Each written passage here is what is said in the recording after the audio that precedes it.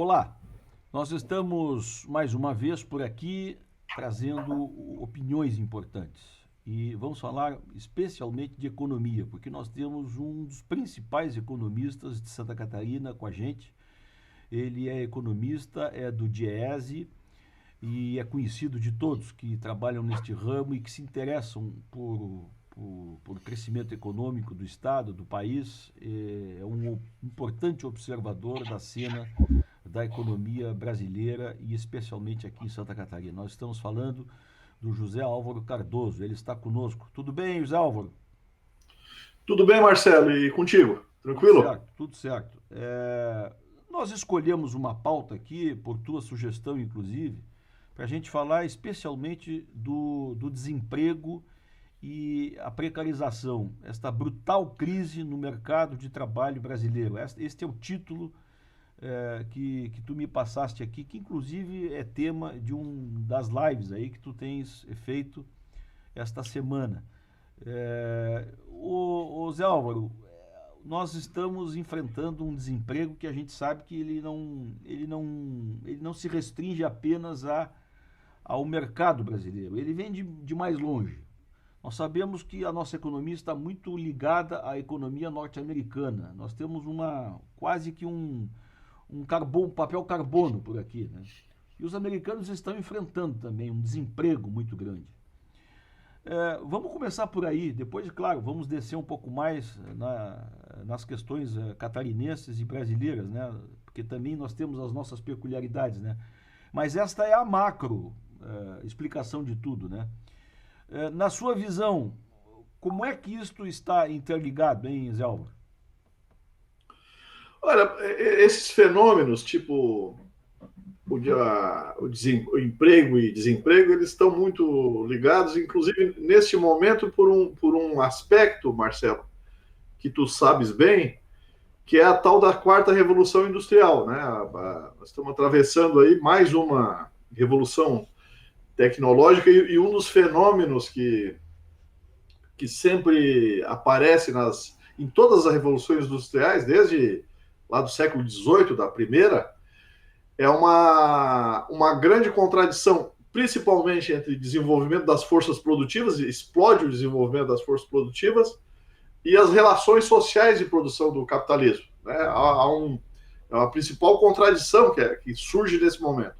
Forças produtivas explodindo e relações sociais de produção baseadas na propriedade privada.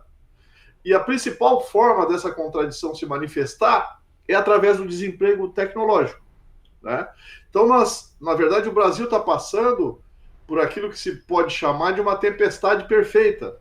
Né? Os economistas gostam de usar essa expressão de tempestade perfeita, porque tem a quarta revolução industrial, para a qual, mais uma vez, nós vamos ficar comendo poeira, obviamente, né? Porque por razões que a gente já conhece, o governo que tem aí e tudo mais, fruto de um golpe de Estado, fruto de uma fraude eleitoral, Uhum. e que, obviamente, não está capacitado para suprir o país dos recursos necessários para enfrentar a quarta revolução industrial. Por exemplo, precisaria de recursos em ciência e tecnologia, dobrar o orçamento de ciência e tecnologia. Uhum. O orçamento de ciência e tecnologia deste ano, 7,5 bilhões, é inferior em termos nominais, Marcelo, ao de 2014. Uhum. Né? Então, o Brasil passa uma tempestade perfeita. Quarta revolução industrial, né? Além de tudo, o desemprego ligado à conjuntura, porque tem o desemprego que é um desemprego tecnológico, Uhum. vai ter o desemprego ligado à conjuntura. Claro. Nós estamos no sexto ano seguido de estagnação ou recessão. Desde que o IBGE coleta esses dados, Marcelo, Uhum. desde que, nem o IBGE, desde que existe informação sobre isso, há 120 anos atrás, nunca o Brasil sofreu um retrocesso tão grande em termos de crescimento quanto o que haverá este ano. Uhum. Tu até falou outro dia não, já há um bom tempo, que a redução seria de 10%, Uhum. e infelizmente eu acho que tu está certo, apesar de não ser economista, tu vai acertar, pode ser até superior a esse percentual, o que é um negócio desastroso, né? Se tu considerar que nós estamos com a quarta revolução industrial em curso, essa crise que é inusitada no Brasil de 6 anos seguidos, e considerar que o mundo está na pior crise da história, né, que já superou a da Grande Depressão de 1929, e a pandemia que é mais grave do que a gripe espanhola, porque a gripe espanhola, que aconteceu há mais de 100 anos atrás, ela matou, segundo as informações, 30 mil pessoas no Brasil. Nós já quase que dobramos esse número, né? Estamos aí em 55 mil. Então, é uma tempestade perfeita. Quer dizer, eu pensei que eu fosse morrer sem fazer esse tipo de análise, porque eu já sou economista há uns 35 anos, estou no Diese há 31, a gente sempre faz esse tipo de análise de conjuntura, que é um dos nossos trabalhos, e eu nunca vi um cenário tão tenebroso. Eu esqueci, inclusive, de um elemento para a tempestade perfeita, que é o seguinte: nós temos o pior governo da história. O Brasil nunca teve um governo tão contra o povo, tão antinacional, tão lambibotas dos Estados Unidos. Então, de fato, para quem gosta de problema, Marcelo, eu sei que não é o teu caso, tu gosta de soluções, mas para quem gosta de problema, está perfeito. Não podia ser pior. Né? Ontem até eu estava conversando com o Gilberto Assis Brasil, que é um cineasta, e ele, ironicamente, diz assim: bom, em países europeus as coisas estão ruins também, tanto quanto aqui, mas eles têm mania de ter presidente da República, né? Que é uma coisa vital para se resolver qualquer tipo de problema, né? Aqui no Brasil, né? E tem um detalhe, Marcelo, tem um detalhe. Se tu compara o número de mortos pelo Covid-19 com os nossos vizinhos aqui, né, tu vai ver que milhares de mortes têm que ser creditadas diretamente na conta do Bolsonaro. Porque a Argentina, a Bolívia, a Venezuela são países tão pobres quanto nós, mas que têm proporcionalmente muito menos mortos. Outro dia eu fiz uma continha banal, que é comparar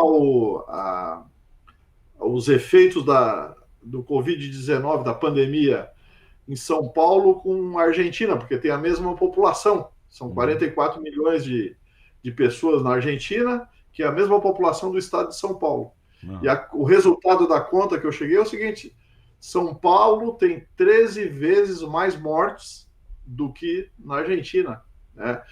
Isso tem a ver, obviamente, com a condução do problema, né? Evidentemente, tem a ver com a governança, porque o governo federal tem peso decisivo numa hora dessa. Claro, né? Claro. Uma doença com esse caráter, uma pandemia, uma doença que atinge o mundo todo, só pode ser resolvido com macroações. Portanto, o governo Bolsonaro, claro que os governos estaduais também têm a sua responsabilidade, mas o governo Bolsonaro é o grande causador da intensidade com que a doença está se manifestando no Brasil, né? Agora, Zé, é interessante tu dizer isso aí, para também a gente registrar o seguinte: eu tenho dito também nas outras entrevistas que a gente passa por este argumento. A Covid-19, obviamente, ela é ruim para o mundo inteiro, mas ela caiu como uma luva para governos ineficientes nestes momentos, como, por exemplo, o governo Donald Trump e aqui Jair Bolsonaro, porque é óbvio que eles vão usar a Covid-19 como razão pela qual estão passando por crise econômica.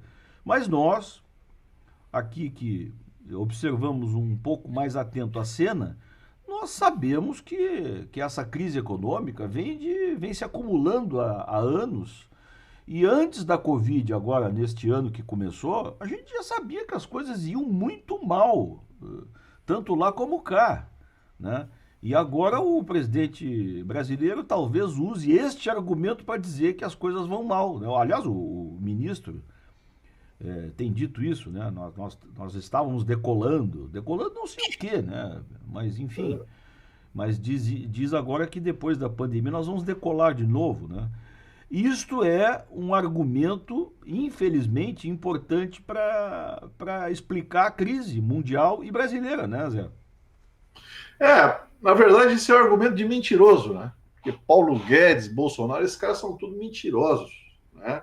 Eles são cínicos, porque ninguém acredita né? Ninguém, só uma fração muito desinformada da população acredita nas mentiras desse cara. Eu acho que tu lembrou bem uma coisa, que é o seguinte: a crise mundial do sistema capitalista era um tsunami que já vinha se configurando no horizonte. A única coisa que a pandemia fez foi acelerar. De fato, a pandemia acelerou, mas foi só isso.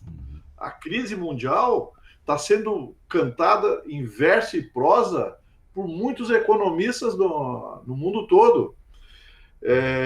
Eu mesmo, que sou um simples economista de Santa Catarina, já escrevi vários artigos sobre isso, né? As análises são muito comuns sobre isso. Então, E outra coisa que eu concordo plenamente contigo é o fato de que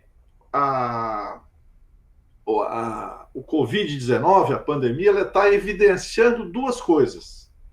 Primeiro, a fragilidade dos governos que aprofundaram as reformas neoliberais. Uhum. Se tu olha no mundo, os países que estão mais se lascando na pandemia são os países que destruíram as suas estruturas estatais, principalmente na área da saúde. Uhum. Os Estados Unidos são um caso. Eles vêm há 30, 40 anos detonando o seu estado do bem-estar social, que nunca foi muito forte, né? Mas a partir do governo Reagan, principalmente, e os governos para frente, mesmo os democratas mantiveram essa política, eles vêm detonando as suas estruturas de atendimento à população, e aí na área da saúde, numa hora dessa, esse troço pesa muito. Claro. Se a gente olha na Ásia e na Europa, os países que têm estado, o caso do primeiro epicentro da crise, a China.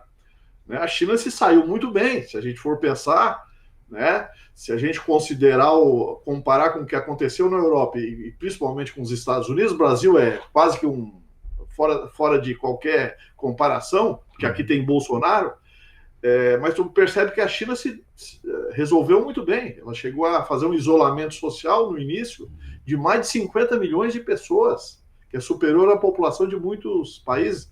E a mesma coisa, se tu olha para outros países, como Coreia, como o próprio Japão, que não destruíram excessivamente os seus estados, né, especialmente na área da saúde, eles se saíram relativamente bem.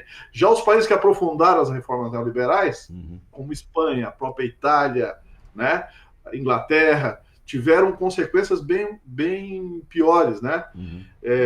E outra coisa que é importante destacar é que todos nós sabíamos, todos não, mas quem presta atenção nas coisas, sabia que o Bolsonaro é um sujeito que entrou através de golpe de Estado e de fraude eleitoral, era completamente inepto para as funções que ele exerce, né? E que na primeira grande crise isso iria aparecer. Não deu outra, né? Na primeira grande crise, acelerada pela pandemia, mas que vem combinada com a maior crise que o capitalismo já conheceu, essa incompetência aflorou, se tornou evidente. E a evidência, inclusive, da incompetência é aquilo que eu já falei no início, que é o número de mortos, né, em termos comparativos. Não é comum, apesar do Brasil ser um país muito importante no quadro internacional, importante sob vários pontos de vista, uma população muito grande, um PIB grande, está entre os 10 países mais industrializados do mundo, está saindo dessa condição, mas é um dos 10 países mais industrializados do mundo, território grande, né? Apesar disso, não é comum que a gente se torne o epicentro da crise, como nós estamos caminhando para ser, né? A previsão é de que, ao final de julho, o Brasil já tenha um número maior de mortes do que os próprios Estados Unidos. Mesmo que essa previsão, que é de um estudo que a Casa Branca encomendou, não sei se tu tivesse conhecimento, que prevê que no dia final de julho, o Brasil já esteja superando em infecções e número de mortos nos Estados Unidos, mesmo que isso não saia exatamente como previsto, o fato é que o Brasil é um dos epicentros, e a explicação disso tem a ver, evidentemente, com o governo, né? Um governo fascista, que não tem nada a ver com a população. Sim. Bem, vamos então entrar na questão, esquecer um pouco esse dado alarmante, né, e dramático da Covid, para entrarmos na questão técnica mesmo desta crise, esse desemprego e esta precarização, que não é de agora, todo mundo sabe disso, a gente vem falando há anos da precarização dos empregos. Aliás, o ministro da Fazenda, constrangidamente para nós, vem dizendo que a Covid mostrou a ele, governo, não sei de onde é que ele tirou essa tese, mas enfim, ele disse que a Covid mostrou os 30 milhões de invisíveis. Imagina que um ministro consegue não enxergar 35 milhões de pessoas trabalhando na informalidade. Ele chama essas pessoas de invisíveis. Eu fico imaginando o que um trabalhador que vende pipoca e imagina que um ministro chama ele de invisível, né? É um sujeito que não sai na rua, né? Não vive no Brasil para enxergar esse contingente todo, de 35 milhões, repito. Mas, enfim, esta precarização, Zé Álvaro, que a gente vem denunciando há tempo, né, dessas terceirizações e das tentativas de eliminar os parques industriais do país e provocando mais e mais desemprego, como é que tu imagina que nós possamos sair desta, como tu disseste mesmo nesta pauta, esta brutal crise do mercado de trabalho brasileiro? Como é que a gente encontra de novo os cadernos, hein? Marcelo, eu sou da opinião, né, como é o teu caso também, apesar de ser mais jovem que eu, mas a gente está analisando há muitos anos a economia brasileira. Né? E a gente sabe que os grandes problemas nacionais, eles não têm solução meramente técnica. Porque tu mesmo não sendo economista, eu ou qualquer outro, a gente pode fazer uma lista de ações que poderiam ser tomadas no sentido de enfrentar o problema do desemprego. A gente tem condições, pela experiência que a gente tem e também pela experiência recente que nós tivemos. Porque nós tivemos a oportunidade de recentemente, eu me lembro que na década de 90, por exemplo, e tu já estavas, inclusive, assessorando o movimento sindical nesse período, na condição de jornalista, na década de 90 o pessoal dizia o seguinte, acabou-se o emprego, fim dos empregos. Inclusive tem um livro famoso do Jeremy Rifkin, que é um norte-americano, que é O Fim dos Empregos. Esse livro era assombroso, assombrava todo mundo na década de 90. Bom, o que a gente viu na primeira década dos anos 2000? Não era o fim dos empregos. O Brasil gerou emprego pra caramba nesse período. Emprego formal, emprego de carteira assinada. Se a gente pega o período 2004 até 2014, na véspera do golpe de 16, o que nós vamos perceber? Os indicadores todos, Marcelo, tanto de perfil de distribuição da renda quanto de emprego, esses indicadores todos melhoraram. E melhorou, inclusive, a renda das pessoas. É só tu ter um raciocínio um exercício muito simples de se fazer, é tu pensar, Marcelo, o que a gente discutia há 7 anos atrás e o que nós estamos discutindo hoje. Né? É só tu pensar o que a gente discutia. Eu me lembro que há 7 anos atrás, por exemplo, o pessoal pedia artigo para eu me posicionar sobre a existência ou não de pleno emprego no Brasil. Uhum. Né? E eu não tenho dúvida, inclusive, que alguns estados, como Santa Catarina, tinha pleno emprego. Uhum. Todo mundo que quisesse trabalhar por aquele salário arrumava oportunidade no mercado de trabalho. Agora, se tu comparar com o nível de debate hoje, nós estávamos discutindo o pré-sal em 2014, pleno emprego, ascensão dos trabalhadores para a classe média. Hoje é Queiroz, é a última besteira do Bolsonaro. Então, são sintomas muito simples de que o Brasil mudou muito para pior. Né? E isso só pode acontecer em decorrência de um golpe de Estado. Então, voltando para o raciocínio original, as saídas são políticas. Para tu enfrentar o problema do mercado de trabalho, tu tem que ter vontade política. Né? Tu tem que querer ter uma sociedade desenvolvida, com a maioria das pessoas empregadas, enfrentando bem o processo de quarta revolução industrial, investindo em tecnologia, qualificando as pessoas, possibilitando para todo mundo educação básica e superior de qualidade, e assim por diante, como vinha sendo feito, com 500 deficiências, mas que vinha sendo feita. É só a gente olhar os indicadores, os dados. Eu estou dizendo tudo isso, aliás, Marcelo, é bom sempre calcado em dados. Né? Eu posso comprovar, tudo isso que eu estou dizendo eu posso comprovar. E uma das coisas que mudou dramaticamente nos últimos anos foi o mercado de trabalho. Então, até mais ou menos 2014, 2015, o mercado de trabalho vinha gerando emprego. Tu tinha essa questão até de pleno emprego em algumas regiões, a renda vinha melhorando, a pobreza vinha diminuindo significativamente, como mostram os dados da PNAD, do IBGE, e assim por diante. Isso reverteu a partir de 2015, mas principalmente a partir do golpe de 2016, houve uma reversão nisso. Só para ter uma ideia, assim, um dado que é uma síntese disso que eu estou dizendo de forma mais geral, em 2014 o Brasil tinha 6,8 milhões de pessoas desocupadas, segundo a PNAD, 6,8 milhões. No ano passado, esse número tinha subido para 12,7. Então, tu tem um aumento de cerca de 90% da desocupação.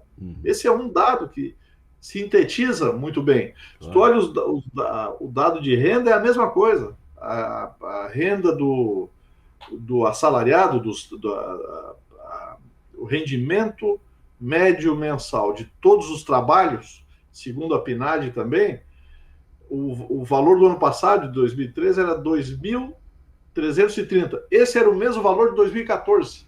Ou seja, houve um congelamento real da renda nesse período, né, decorrente disso. Há uma explosão do desemprego.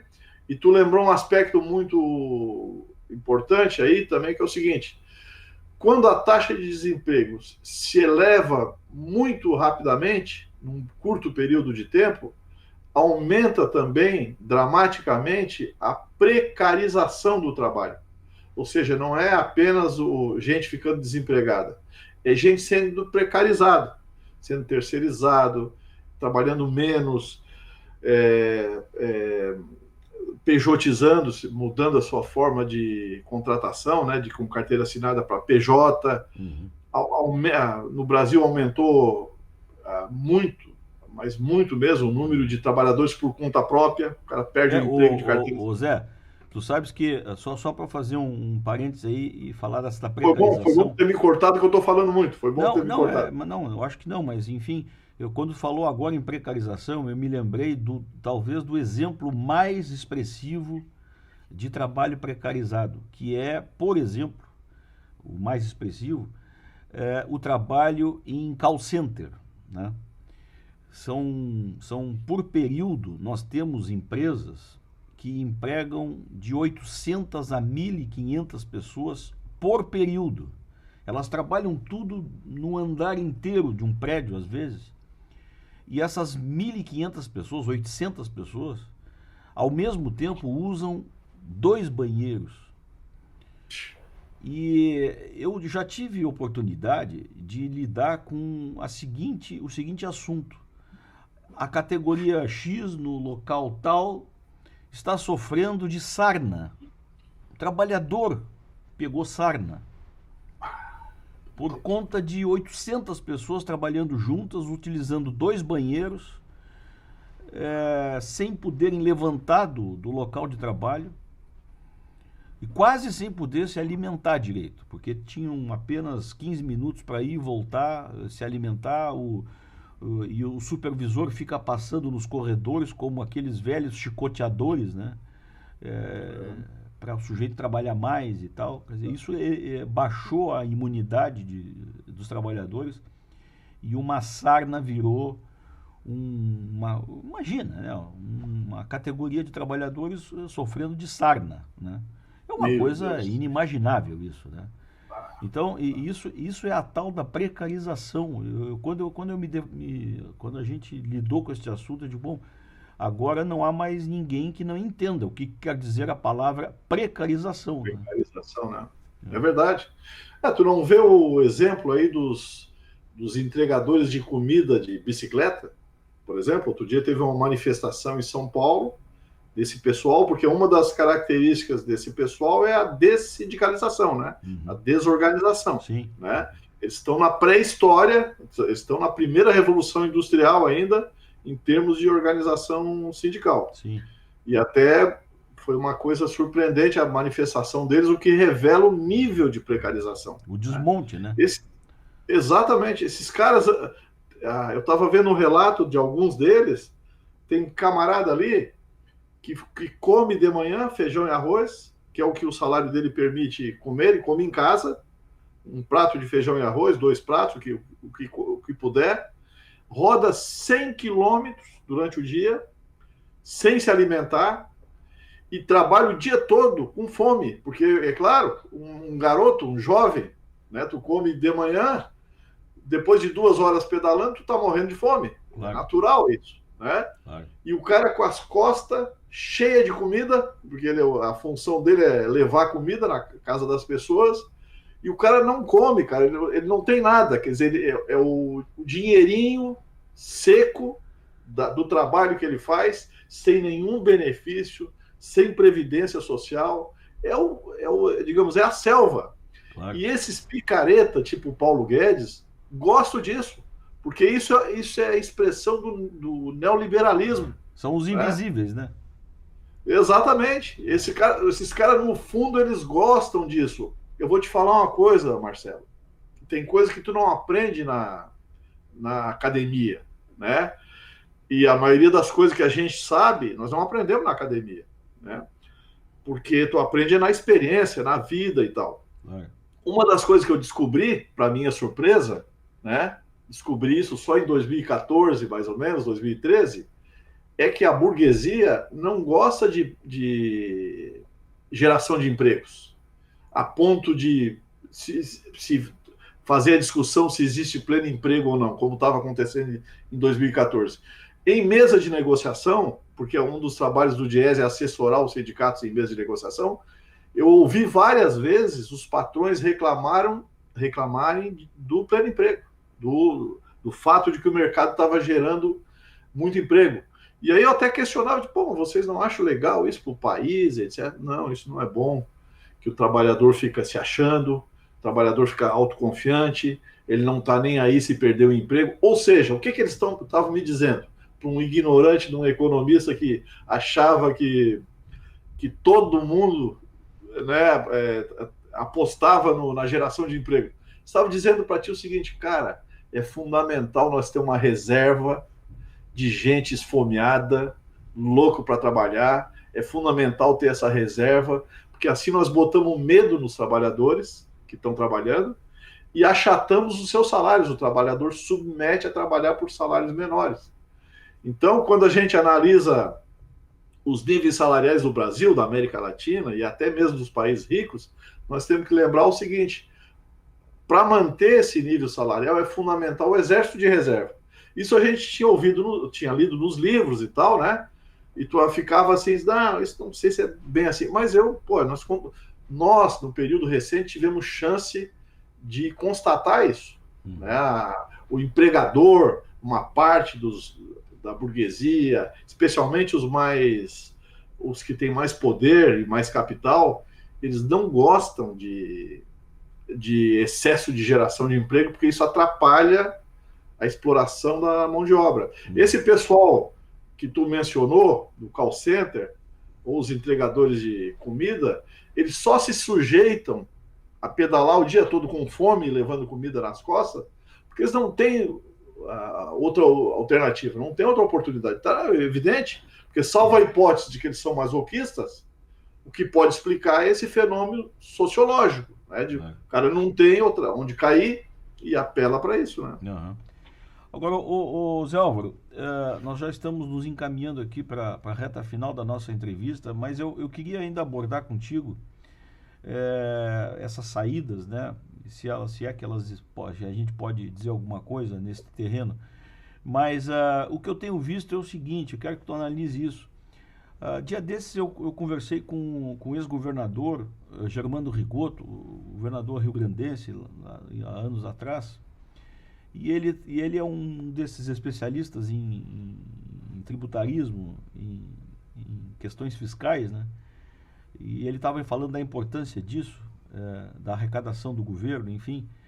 E aí eu estou me lembrando agora aqui que se nós estamos falando em desemprego e precarização dos empregos e portanto, enfraquecimento do mercado consumidor e enfraquecimento das próprias indústrias e comércio brasileiro, nós estamos falando também da baixa arrecadação, né? Porque se o nosso mercado é fraco, se a nossa indústria é fraca, se os comerciantes não estão vendendo, eles também arrecadam menos. Este governo que está apostando neste modelo, ou sei lá, eu acho que nem modelo tem, mas se estão apostando nesse tipo de economia, é um tiro no pé, porque vão arrecadar inclusive menos. Vão fazer o quê com este tipo de solução econômica? É cada vez menor. O que isso vai nos trazer ali na frente, hein, Zé Álvaro? Vai nos trazer aquilo que esse governo vem nos trazendo, morte, desgraça e subdesenvolvimento.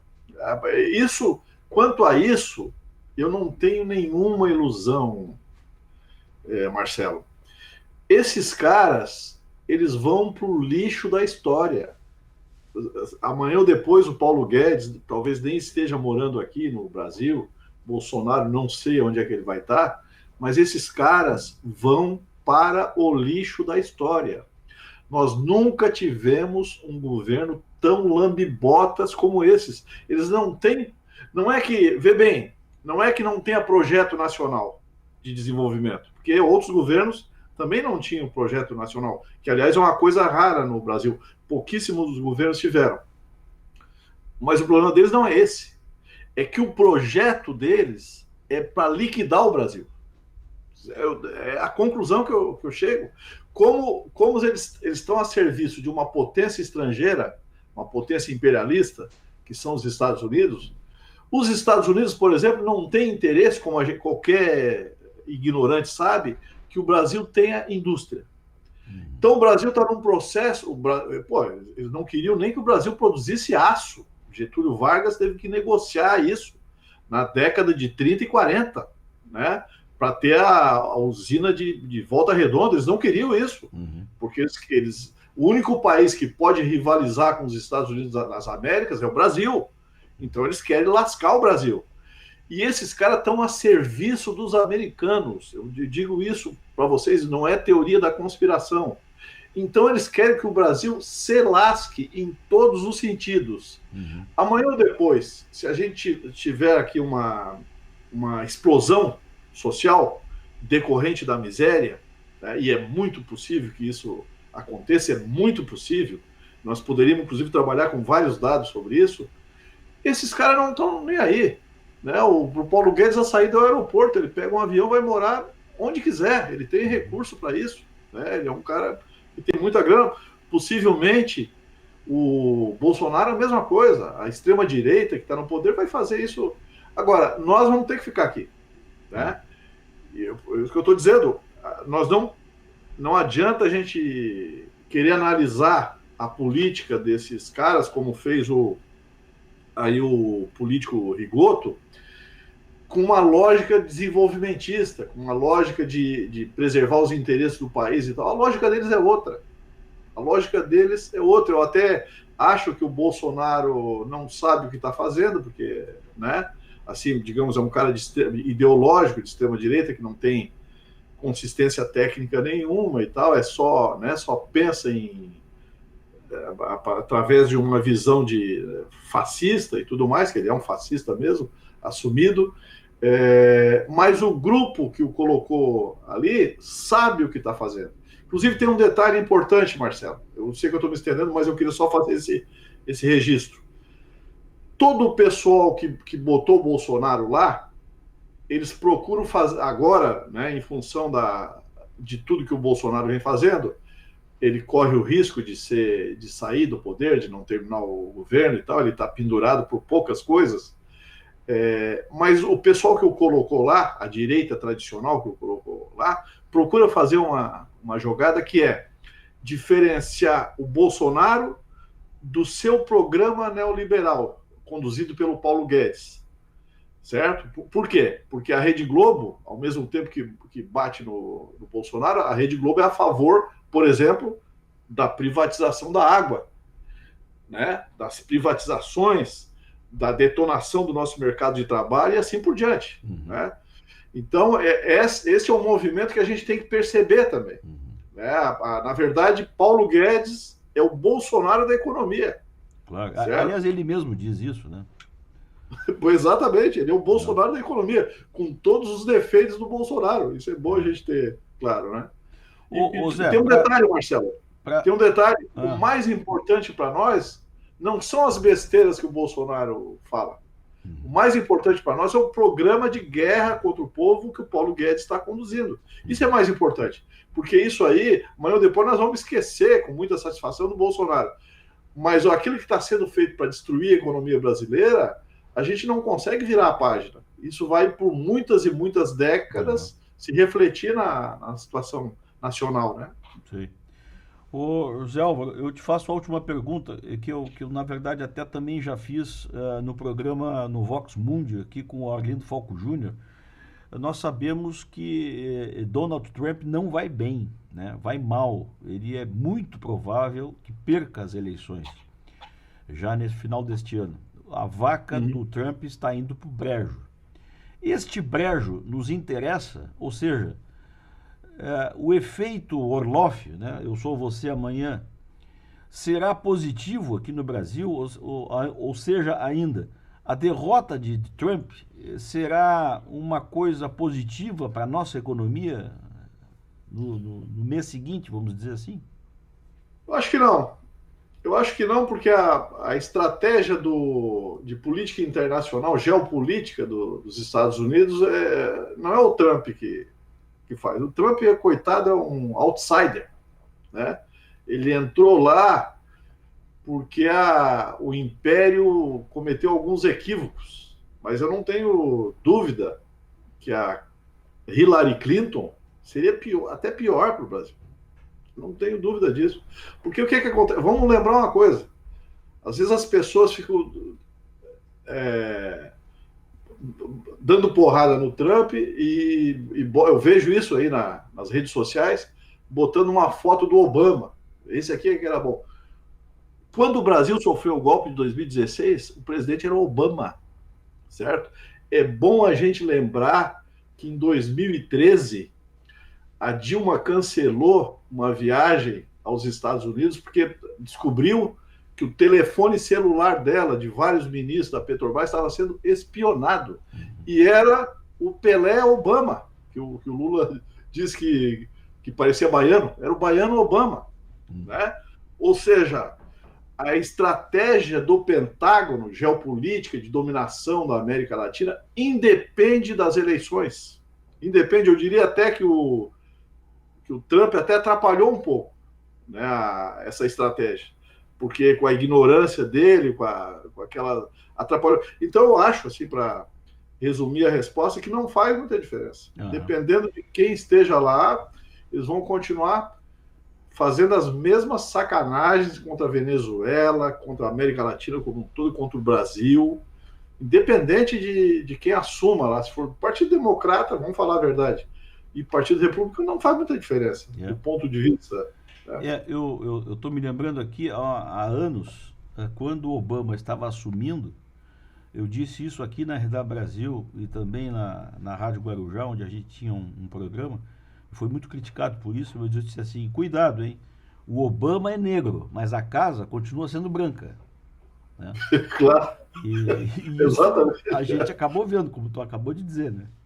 Exatamente. Eles botaram o Obama, na verdade, né? Porque as recentes manifestações nos Estados Unidos, né, surpreendentes, que não aconteciam desde a década de 60, elas mostraram, revelaram para o mundo todo o problema racial nos Estados Unidos, que é uma questão que eles nunca resolveram. O negro norte-americano continua no gueto, né? Continua no gueto. São poucos os negros que têm ascensão social como teve o Obama e família. Então, de certa forma, a Casa Branca e o establishment norte-americano fizeram uma concessão em botar um negro no poder para dizer, olha, e muita gente caiu nessa, achando o seguinte, não, agora vai. Agora o negro, que chegou até a presidência da Casa Branca, agora o negro está em igualdade de condições. Aquilo que desencadeou, né, a revolta nos Estados Unidos e no mundo todo, que foi o assassinato cruel daquele negro, né, do Floyd lá, do George Floyd, aquilo acontece todo dia. Né? A polícia americana só não mata mais negros do que no Brasil, porque o Brasil está fora de qualquer... Né? Aqui é muito pior, evidentemente, mas nos Estados Unidos... O problema racial norte-americano é um problema que o capitalismo norte-americano nunca conseguiu resolver, e esse processo aí de manifestações não foi brincadeira, né, Marcelo? Porra, isso aconteceu em mais de 200 cidades. Esse negócio realmente... Mas, enfim... Infelizmente, a frase aquela famosa do Luther King, né? I have dream, ela é mais atual do que nunca, né? Claro. Nunca deixou de ser atual, né? O I have dream. Não por acaso ele foi assassinado, né? Exato. Não por acaso ele foi assassinado. Então tá. José Álvaro Cardoso, economista do Diese Catarinense aqui. Muito obrigado, viu, mais uma vez pela tua atenção conosco aqui. Vamos continuar acompanhando esta cena aí. Eu sei que semanalmente tu fazes uma live nesse período de pandemia aí, para todos que queiram saber um pouco mais da economia. Mas vamos manter esse diálogo por aqui, vamos trazer mais essa discussão para as pessoas participarem um pouco mais. Muito obrigado, viu? Eu agradeço, Marcelo. Desculpa as palavras mais duras aí que eu proferi durante a conversa, mas tá difícil fazer análise de conjuntura sem me irritar, viu? Tá bastante difícil. Obrigado, viu? Todos nós. O que é isso? Nós todos que agradecemos aí a tua participação. Muito obrigado. Até a próxima, Zé Álvaro. Até a próxima. Bem, está aí. Foi o economista José Álvaro Cardoso, que passou por aqui também. Aliás, não é a primeira vez. O José Álvaro muitas vezes já esteve nos falando aqui, mas está aí um recorte da atual conjuntura, na opinião deste importante economista aqui do estado e do país. Nós voltamos numa próxima. Até lá.